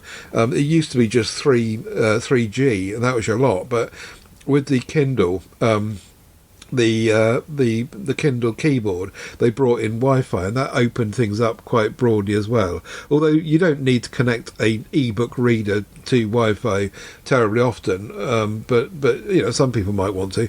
And then they brought Bluetooth in, and then the later versions of all these Kindles do involve having Bluetooth audio, and they hook up to Audible. I've got a bunch of books, about 60 or 70 books in Audible, and that means that on my Kindle I can have those downloaded, as long as you've got the 32 gigabyte version of the device itself, because the 8 gigabyte version means you'd have to keep, well, in my case, you'd have to keep putting them in and taking them out again. But if you've got the 32 gigabyte version, my collection is about 20 gigs, and it fits on there nicely. So later on, with Bluetooth for audio, it opens it up even more. But my nostalgia, my heart back, was that lovely 2010 keyboarded version, which is no longer supported, and it was just nice to have that hardware keyboard, which you don't get on any Kindles anymore. So there you are. Yeah, that looks like a nice keyboard as well, with nice round buttons, I suppose, and then a D-pad to the right, menu and back and home. Yeah, I've never had a Kindle, to be honest, and I'm really quite interested in that first one, because it has these huge buttons either side with next page and back, previous page. But if you look at the screen itself, it shows enter URL, so it had a web browser built into it. Yeah, it's in the web browser is in the labs section. Yeah, and you can switch that on, or you can not use it. But yeah, right back to then, you could still do that. And I have to say, it's just a really ugly device. Wow. And it's got a ruler button as well. The one thing that I love of devices is being able to roll up and down the screen. But then it seems to be done away with on everything else since then. Yeah, and also do you see the way that the buttons are shaped, and they're like coming in towards each other into the middle? It's really odd, almost like BlackBerry arrangement, but not quite. Yeah, so you can kind of get them with your thumb as you're holding it either side.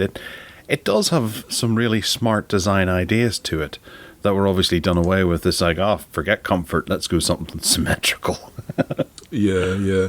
I never saw that first one. As I say, I don't think... I mean, you might be able to track one down on eBay or something, but I think that was probably USA only. I never saw one. Yeah.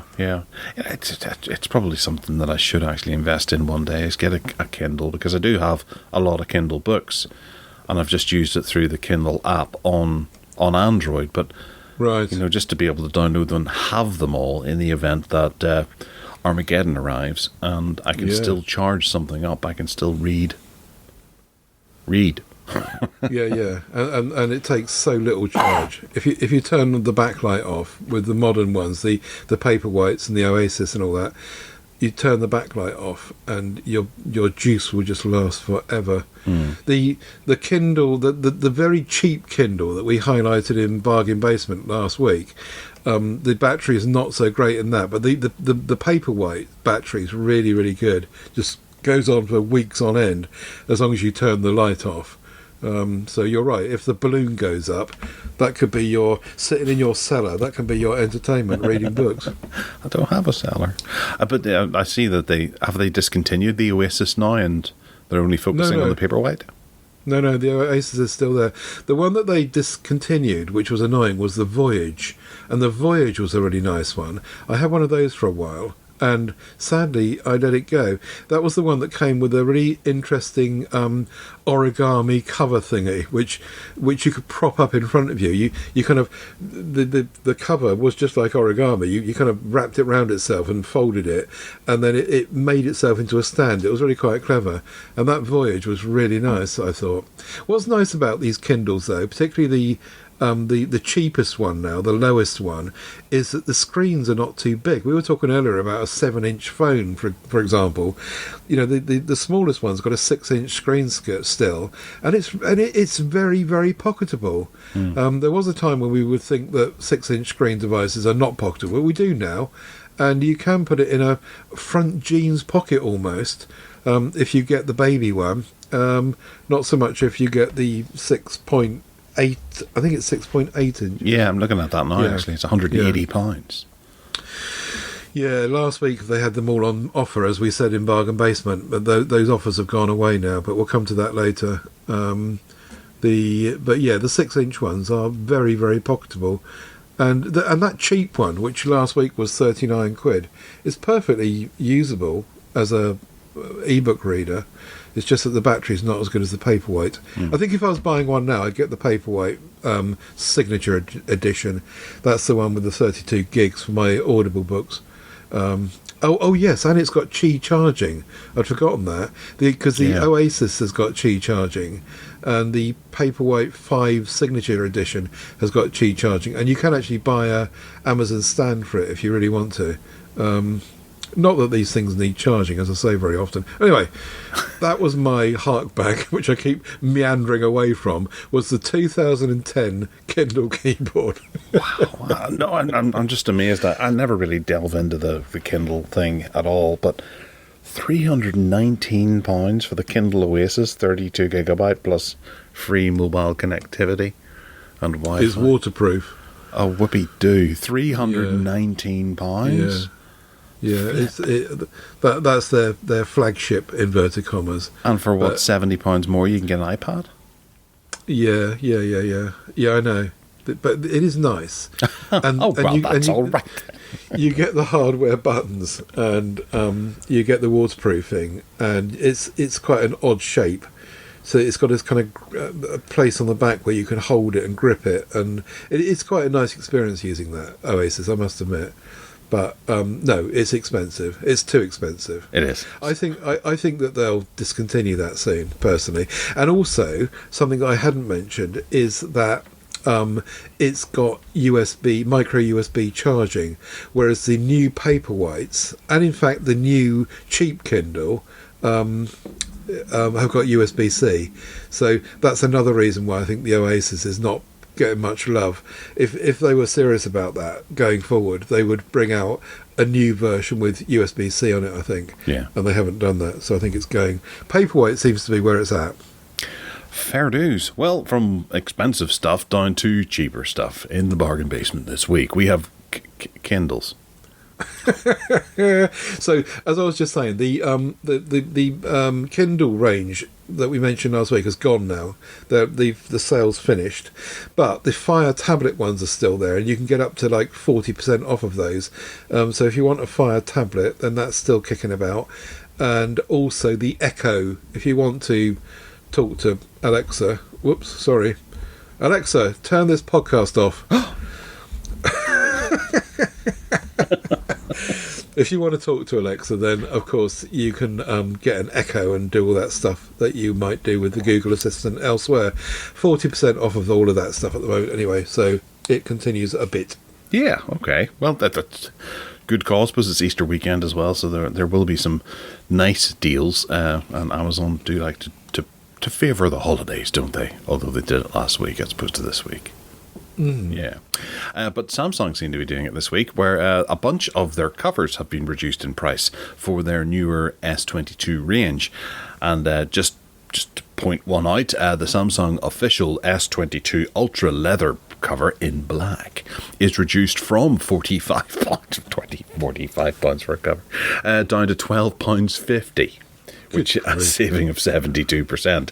And anyone who's gone out and bought one for £45 is probably shouting, "Oh, for sake!" Whoops. Yeah. But a whole rake of them across various different S22 options are available now, and in different form factors and things like that. So do check it out if you're looking for the official case, because I know I've been there. Buying the official Samsung cases is better than buying the non-official ones. They just fit snugglier. I wonder if the pixels are on sale, actually. Snugglier. Nice word. So, leather. Yeah. What's next? Yeah. Microsoft Surface Pro 8, 13-inch across the range, deals at Amazon, and up to 25% off, I think it is. Let me click through and just confirm that. Oh, no, it's not. Yeah, some of them are 22% off. So depending on which one you want, and how much money you've got, and how much storage you want, and how much RAM you want, and blah, blah, blah, you can get 22% off. The cheapest one is the 799 quid one. It's reduced from 999.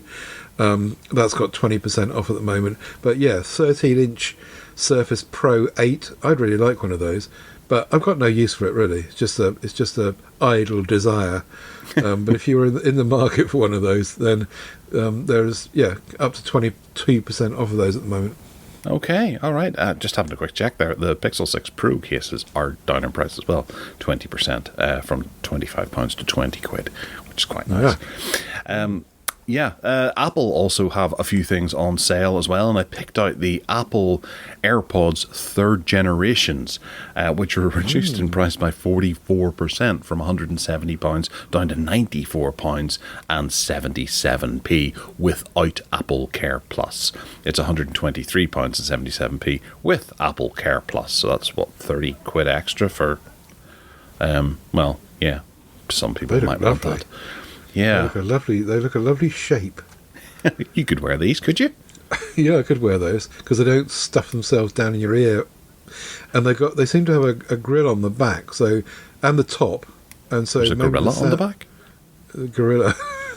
Yeah, they look really nice. I'd like if I needed a pair of earphones, I could go for those. Yeah, and 44% off, eh? Not bad. Are you getting any buy it now options over 3 months? I don't see them anymore. Yeah. They just seem to have completely, except for Kindles, Amazon owned stuff. No, there's no options on that at all. It's really odd, isn't it? Yeah. It should just suddenly disappear. I think it's because of this deal they've done with Barclays.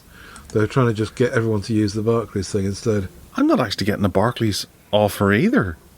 Aren't you? No, but then again, that might be a Northern Ireland thing. Yeah. No, I can only buy it now for £94 and 77p. Shocking. 50% off gift wrap. Ooh. Yeah. I think they put that in there on every single item across the whole store because they'll hope people will click on it thinking it's 50% off. And actually, it's not. It's 50% off gift wrap. Yeah. But I reckon it's a con. They're trying to catch some people thinking, oh, look, this is half price. Yeah, that's what they do, isn't it? Yeah. I'll tell you what is 50% off, however, genuinely, and something I know nothing at all about, but I thought I'd put it in for those that do, is the range of Garmin Vivo Active smartwatches. Maybe you know more about this than I do, but I do. Right, okay. So you can lead with this, but the point is that there's up to 52% off, depending on colour and whatever. Take it away. Well, see if you click the link, the one on the very right, the white one. Yeah. My wife wears that day and daily. Well, actually, no, not day and daily, because there's just some days she can't get it to charge, and it doesn't.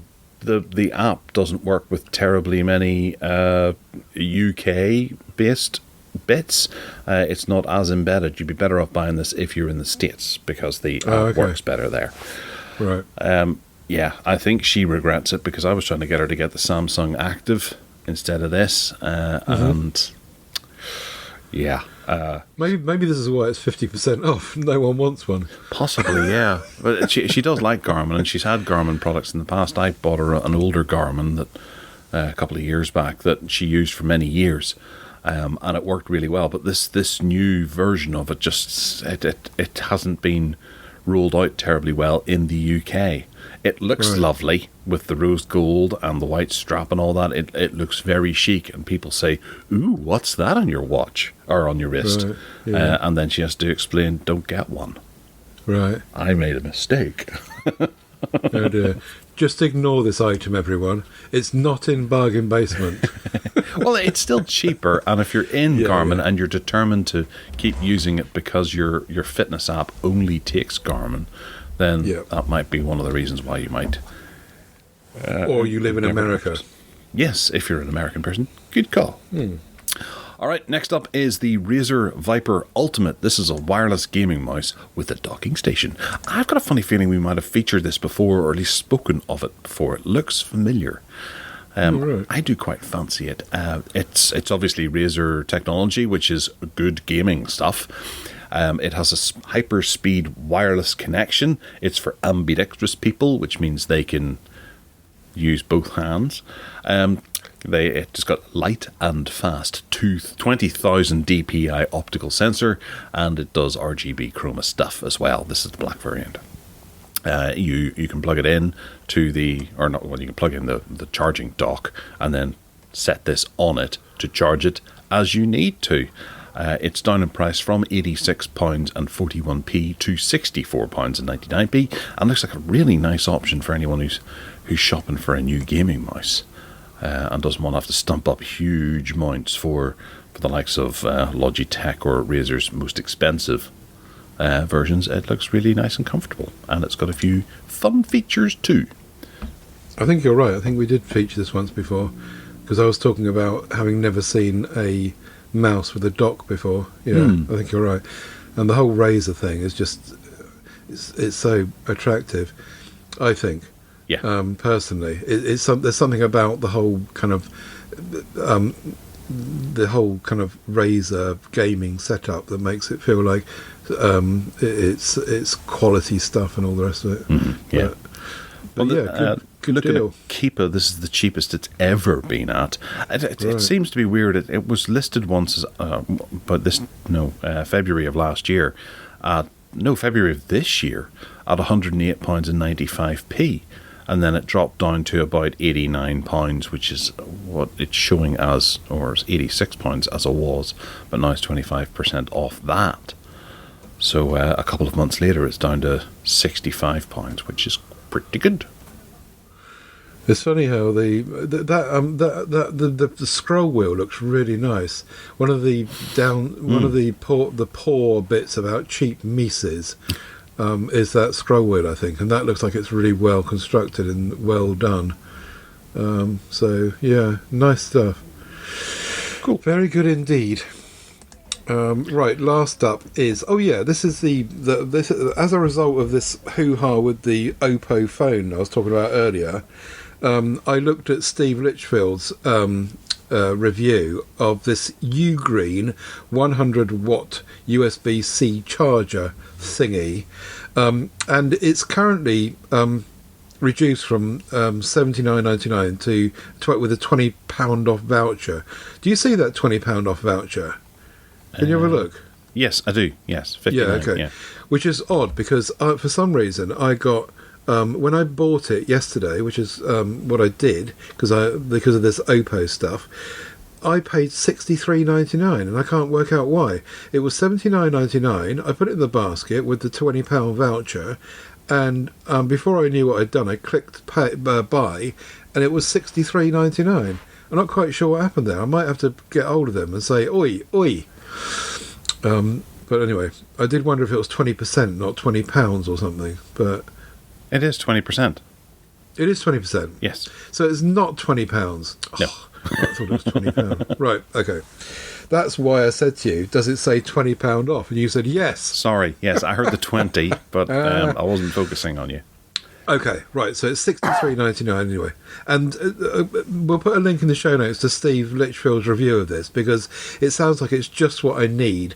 It's got do you remember us talking about it before? It's got it comes with this chart that tells you with the 4 ports exactly which one does what, and what power you can expect when you plug what into each of them. And if you double up and use 2 at the same time, what power you can expect from there's a chart that comes with it, which you put in his review.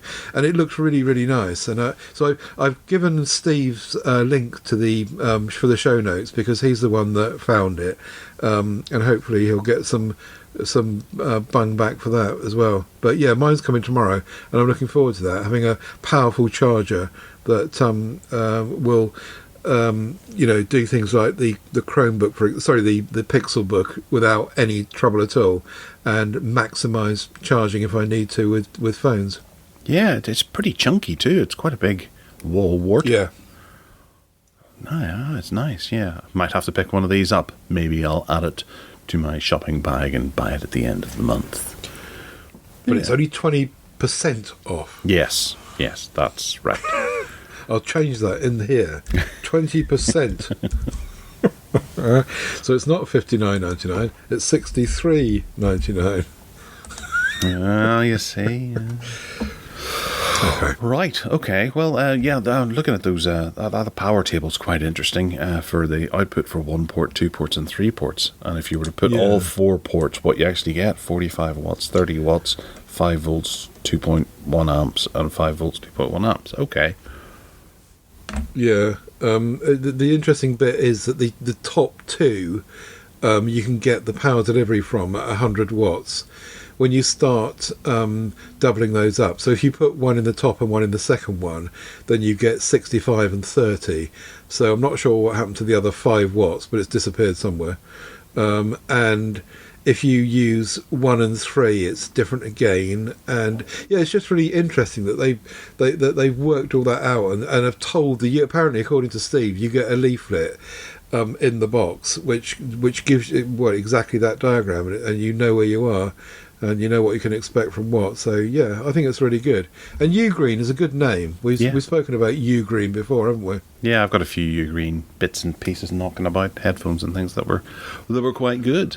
Yeah. One of the ones that weren't banned by Amazon. Not yet, anyway. Yeah. Well, no, I doubt they will be. They seem to be towing the line, so to speak.